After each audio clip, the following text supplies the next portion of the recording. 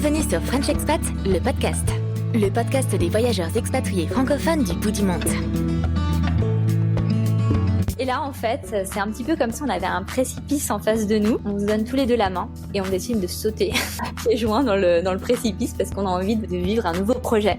Je me suis dit, si eux peuvent le faire, je vois pas pourquoi moi je pourrais pas le faire. Donc ils veulent savoir si tu es handicapé, quelle est ton ethnicité, etc. pour en fait après montrer qu'ils ont bien embauché des handicapés et des personnes de couleur.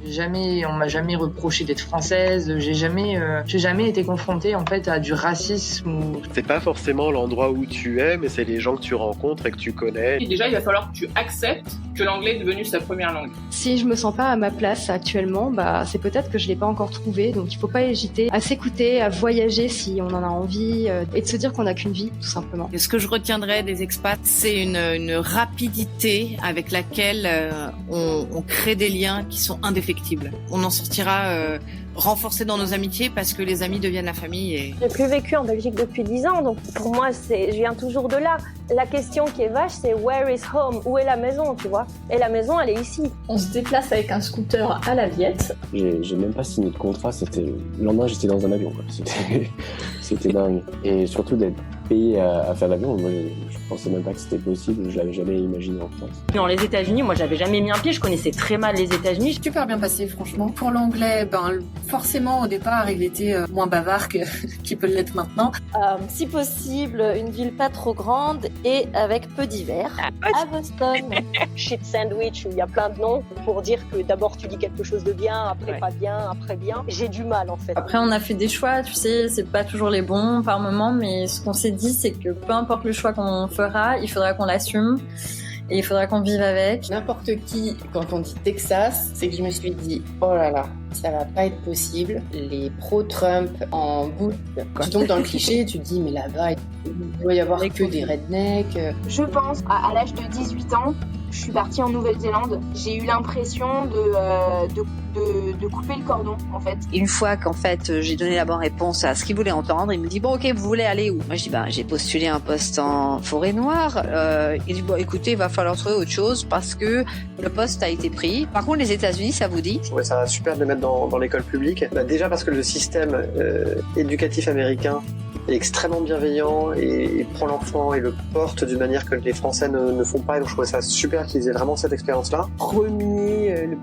Le début de l'aventure My French Recipe ont commencé, on va dire, avec les macarons que j'ai commencé à maîtriser et du coup j'avais proposé. Il y a un endroit qui est superbe, qui s'appelle Big Buddha, qui est tout en haut d'une colline et c'est un Bouddha de 45 mètres de haut qui surplombe toute la baie de tout le sud au fait de Phuket. Pour le visa K1, très franchement, l'entretien c'était très simple. On m'a fait jurer de me marier dans les 90 jours après mon arrivée sur le sol américain et on m'a dit félicitations, bon voyage et bon mariage. On rencontre les gens qui nous disent on va vous emmener là où vous allez travailler, loger.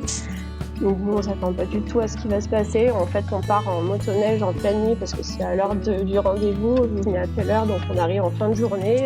Et du coup, le lendemain, il me fait viens, on va à la bijouterie. J'ai envie que tu choisisses ta bague de fiançailles parce que j'ai pas envie que t'aies apporté quelque chose pour le reste de ta vie que tu vas pas aimer. Moi, j'ai vraiment pas prévu de rentrer en France. Quand je suis parti, c'était vraiment pour moi. J'avais 22 ans. Je me suis dit en partant, si je pars, c'est au moins pour aussi longtemps. Mon conseil, c'est d'essayer de tester cette affinité et de se faire confiance et de se dire qu'on peut le faire. Je pense que les États-Unis, c'est un pays qui donne la chance aux gens.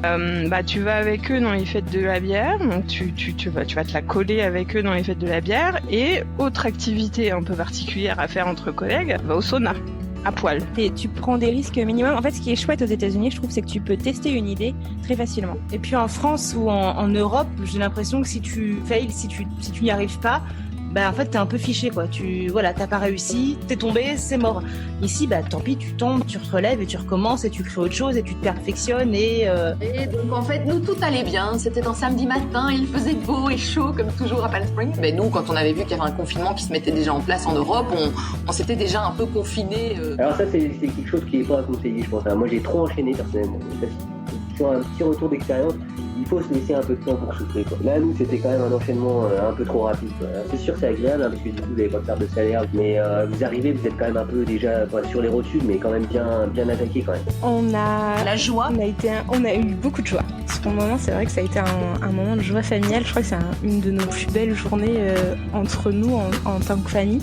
L'île Maurice, c'est quand même un pays magnifique et plein de sens, de vie, de fort en fait. C'est pas un pays insipide. Mais ça, c'est sûr qu'il y en a des galères. Hein. Franchement, il y en a tout le temps. Mais c'est aussi comme ça qu'on devient autonome et qu'on grandit. C'est savoir trouver des solutions tout seul, de pas se dire papa et maman qui vont m'aider à trouver quelque chose. Enfin, de se découvrir soi, de découvrir les autres, de découvrir d'autres cultures.